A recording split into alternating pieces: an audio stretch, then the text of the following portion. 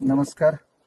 मी प्रल्हाद संपत आव्हाड, राहणार डकांबे, तालुका दिंडोरी, जिल्हा नाशिक येथील शेतकरी, टोमॅटो उत्पादक शेतकरी. खरं तर टोमॅटो हे क्रॉप म्हणजे आमचं परंपरागत क्रॉप म्हटलं तरी चालेल. आणि आमच्या गावामध्ये नवीन परिसरामध्ये नागपंचमीची लागवड ही फेमस असते. आणि नागपंचमीचा जो पिरियड असतो साधारणतः श्रावण महिना असतो आणि त्यामध्ये खूप पाऊस, आणि या पावसाळ्यामध्ये 6 मेला आमच्याकडे पाऊस सुरू झाला.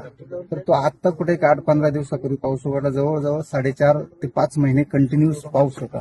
आणि या पावसामध्ये अनेक ज्या व्हरायटी आहेत, तर त्या टोमॅटोच्या व्हरायट्या डम्पिंग होणं किंवा करपा येणं किंवा झांतो येणं, ह्या अनेक त्याला अडचणी येतात. परंतु ही जी व्हरायटी आहे, तर ही व्हरायटी अगदी उत्तम आणि खूप सुंदर अशी व्हरायटी आहे, जेणेकरून तिचेवाले जे आहे बुडापासून ते शेंड्यापर्यंत एक सारखे बंच तिला आहे. विशेष म्हणजे बंचच नाही, तर त्याची जी क्वालिटी जी आहे, तर एवढी सुंदर क्वालिटी आहे. आणि साईज शेवटपर्यंत साईज खूप सुंदर आहे. आणि काही झाडांना जर बघितलं तर शेंड्यापर्यंत जे फळ एवढं फुगलेलं आहे. आता ही जस्ट सुरुवात आहे, याचा साधारणतः एक तोडा झालाय फक्त. तुम्ही बघू तीन शकता. तोडं केलं. हा, म्हणजे पहिला तोडा तर काही हिशोबातच नसतो, पण 2 ते 3 तोडे झाले. तर याच्यानंतर हे जे आहे, हे जर फळ तुम्ही बघू शकता तर खूप सुंदर असेल. खरं तर स्पष्ट बोलणारा माणूस आहे मी.